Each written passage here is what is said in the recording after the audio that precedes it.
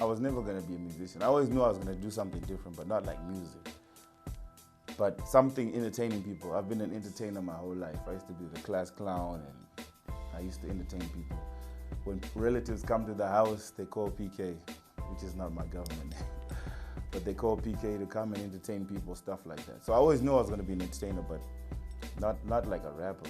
The rap thing came later, which is my first encounter with the rap was when my brother used to have this little tape cassette thing. I don't know if the youths know about that, but I had this little tape recorder thing. So he would play songs like Gin and Juice.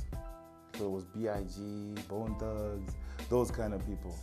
Those are the people that were booming at that time. That was in the early 90s. And I never realized how powerful hip-hop was gonna take me to another level because I liked just whatever was playing on radio. I just liked music.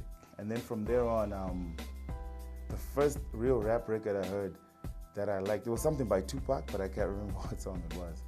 The only problem I had was there's so much cussing in the music. But I would then re-record myself on that recorder. My dad had this little thing because he used to preach, so he had this little recorder. I took it from him, played my brother's stuff, and then I put my own lyrics in there. So if he's saying B-I-G, P-O-P-P-A, I'll be like P-E-E/K-A-Y, and then with the same beat and go with it. And that was how I started seeing that I have the nice voice. I like this voice more than I like B.I.G. And then I started following hip-hop, and it just took me to a crazy level. And from there, here we are. A lot has happened in between, but yeah, that's pretty much it. To cut the long story short. The experience has been crazy because there's a lot more involved in music than people realize. I love what I do, and I enjoy every second of it. Every time I wake up, I can't wait to wake up so I can go back to do what I do. But the only thing I don't like dealing with, but I will always have to, like every other artist in the history of music and the ones that will come after me, is dealing with the negative stuff that comes with this. People think that this is so glorified. You wake up, you make money. They see all the nice stuff, but the haters are real. The haters are real. But I've learned to accept what is. If I didn't have haters, then I wouldn't have a story in this right now. I would have been a nobody, I guess. But the fact that so many people, not so many people, I have more lovers than haters, but if someone is to say something bad about you and you feel a certain way, any human being will react. But if something is being said about you every single day by different people over and over, you get used to it. And then you start using that to fuel what you do and do it in a positive way. So I had to learn how to do that. But I don't want to lie, some of the negative stuff, as much as I'm used to certain things, I don't get used to it. Like I don't get used to certain things, but some of them I overcome. But that's the only setback. And then the beautiful part of it is when you're performing, or when people say, when you go to a place like, my uncle will say, I haven't been there, right, like many years, and I'll go there. I'll be like, I'm cool now, I can wear my shorts, I can feel free, I don't have to look good for anybody.